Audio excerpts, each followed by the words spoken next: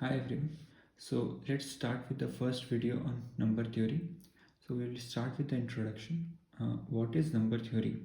So number theory is a field of mathematics in which we study about natural numbers or maybe integers, their properties and some functions on integers. For example, we will study about prime numbers, composite numbers, divisibility of integers, GCD and LCM. GCD stands for greatest common divisor or the highest common factor, which you know as HCF. LCM is the least common multiple, and congruence, which is related to divisibility. And we will read about few theorems uh, like theorems of Fermat, Euler, Wilson, Lagrange, etc. So in this course, I'll refer to this book, An Excursion in Mathematics by Bhaskaracharya Pratishthan Pune. I'll give a PDF of this book in the link, uh, in the description link. And another book that I like to refer is Challenges and Thrills of Pre-College Mathematics. This is a great book for geometry. And we will start with an important tool which is used in number theory and is very basic to number theory. This is the principle of mathematical induction. So this is very useful to prove some results on natural numbers. And this was discovered by Newton way back. And we'll read about this in the first lecture. So before getting into it, let us define some notations. This n will stand for natural numbers. Z, this is calligraphic n. Calligraphic z will stand for integers. This symbol stands for all, and this symbol stands for there exist. This symbol stands for in or belongs to. These are all related to set theory, which you can take a look at yourself. I'll give some examples for the notations. Like 3 belongs to n, or 3 is in n, which means that 3 is a natural number, because n is the set of natural numbers and 3 is in n means n is a natural number, which is true.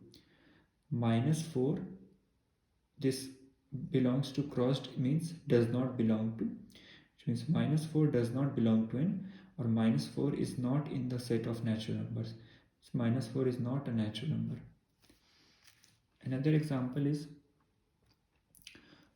for all n in n means for every natural number, for all natural number n, there exists another natural number p in n such that p is greater than n. This is also true. For every natural number n, we can find another natural number which is greater than n. This statement basically says that we can always find another natural number which is greater than n. So for example, p equal to n plus 1 will satisfy this, that n plus 1 is always greater than n, and p equal to n plus 1 is always a natural number whenever n is a natural number. So this statement is also true. Another statement is using these symbols is for all x in z means for every integer x there exists y in z, means there exists another integer y in z such that x plus y equal to 0. Basically means that given any integer I can find a y, another integer, such that x plus y is 0. These two are integers. So we can always do that, because for any integer, let's say -3, there exists x is -3, there exists y equal to 3 such that -3 plus 3 is 0. So this is the property of existence of additive inverse. So for any integer, there exists the additive inverse of that integer. Now let's go to the principle of mathematical induction.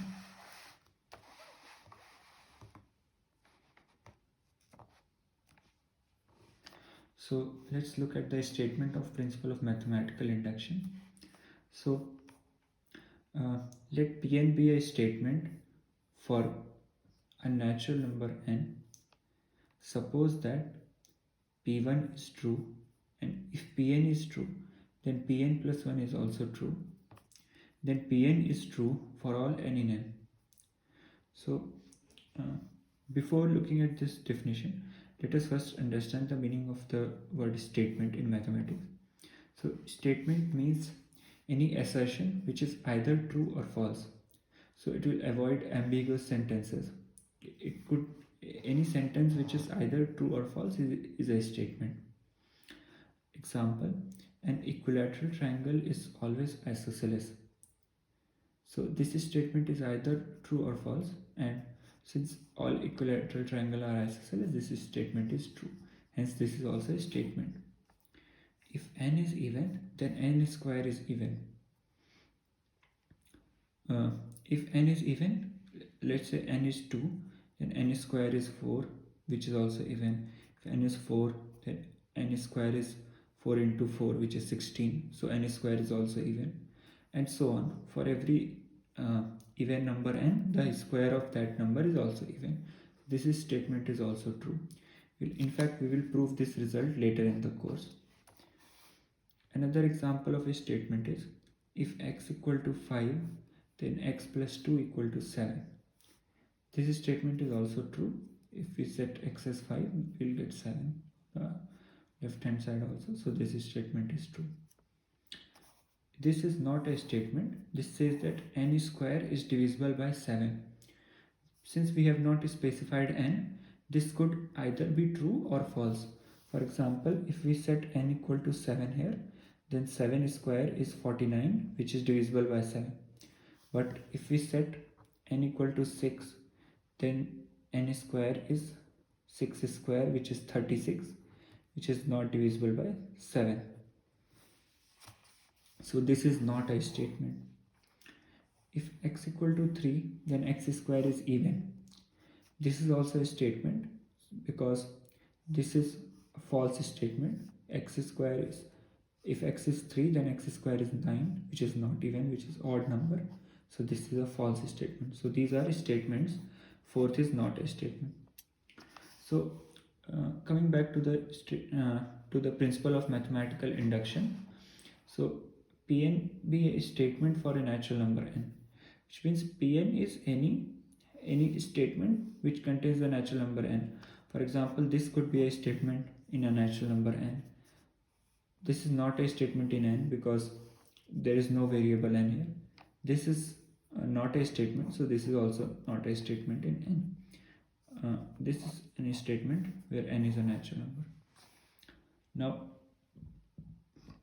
suppose P of 1 is true.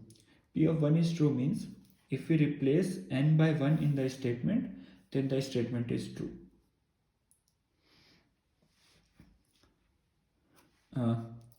And also suppose that, and if P of n is true, then P of n is true, then P of n plus 1 is also true.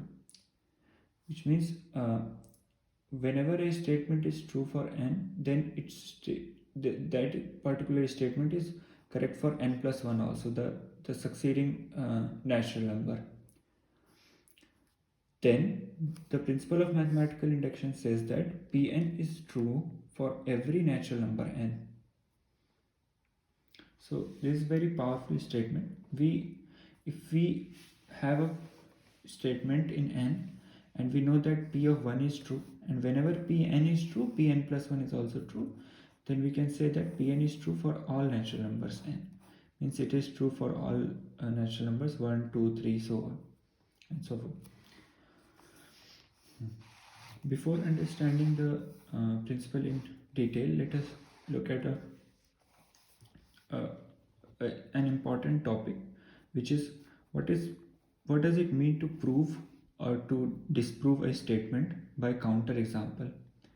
So in a statement like this, all isosceles triangles are equilateral could be disproved by a counter example. For example, I can draw an isosceles triangle whose angles are 45 degree and 90 degree. And since this is isosceles but not equilateral, this example disproves that all isosceles triangles are equilateral. But if I gave an example like this, 60 degree, 60 degree and 60 degree, this triangle is isosceles and is also equilateral, but this example does not prove that the statement is true. So you can disprove a statement by giving a counter example, but you cannot prove a statement by giving an example. This statement is false. Similar example is an even number is always a square. So if I try to give an example here, let's say I give an even number. If I choose an even number as 4, then 4 is a square, so this statement is true. But I cannot conclude that this statement is always true. Let's say someone takes 6 as the even number, then 6 is not a square, hence this statement is false for 6. So this statement is false. We have disproved this statement. Now coming back to the principle of mathematical induction, how it works is that we know that P of 1 is true, we know this, and we know that whenever P of n is true, this means that P of n plus 1 is also true. So since P of 1 is true, by this statement I can say that by substituting n as 1, I can say that P of 2 is also true. So P of 2 is true. Now once we have got P of 2 as true, using this principle again, substituting n equal to 2, we can say that P of 3 is also true. Now substituting n equal to 3, since we already know from the previous steps that P of 3 is true, we can say that P of 4 is also true, and so on. This will continue. So principle of mathematical induction gives a way to prove that a statement is true for every natural number n. Now let us look at some problems on this principle. It will become more clear. So the first problem is the sum of first n natural numbers. This is a very common problem and has a great story behind us in the field of mathematics. So let's look at the statement first. The statement is that sum of first n natural numbers, 1, 2, 3, so on n, these are the first n natural numbers. The sum is given by n into n plus 1 upon 2. So if you have read about arithmetic progression, you know that this is the form. You can prove this using arithmetic progression also, the sum of first n terms of an arithmetic progression. Otherwise you can read it yourself, but today we will prove this using mathematical induction. And I'll tell the story that is behind this problem. So Gauss is a very famous mathematician and has many important results in the field of number theory and other branches of mathematics as well. So when Gauss was 10 years old, his teacher asked everyone in the class, the teacher gave an exercise to find the sum of all natural numbers till 100. So 1 plus 2 plus so on 100, expecting that all the students will add these one by one and take a lot of time to calculate the sum. But Gauss used a very ingenious idea and calculated the sum like this. So he wrote 1 to 100 in a series like this, then again wrote 100 to 1 in a decreasing series like this, and calculated the sum of terms like this. So each term summing to 101, and there are 100 number of 101s. So the sum is 100 times 101 divided by 2, because we added the series twice. So this also verifies with the formula here. Now let's go to the proof through the principle of mathematical induction.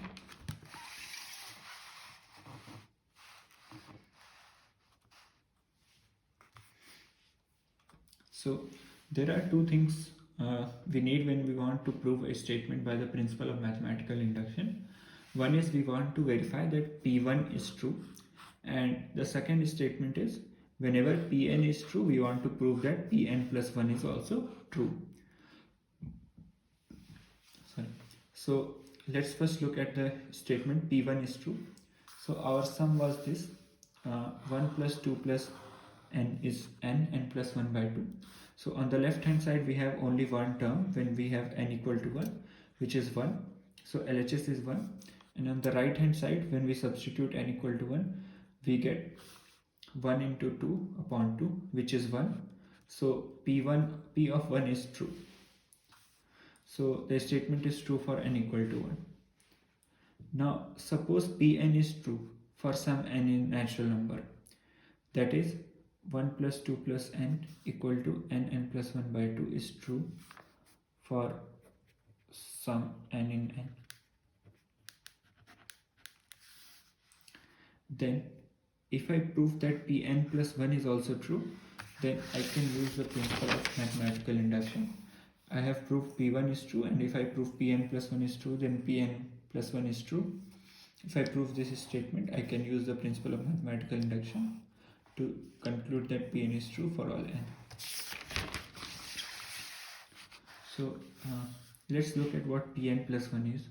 So it is the sum of all, on the left hand side we have the sum of all natural numbers up to n plus 1. So we have n plus 1 natural numbers here.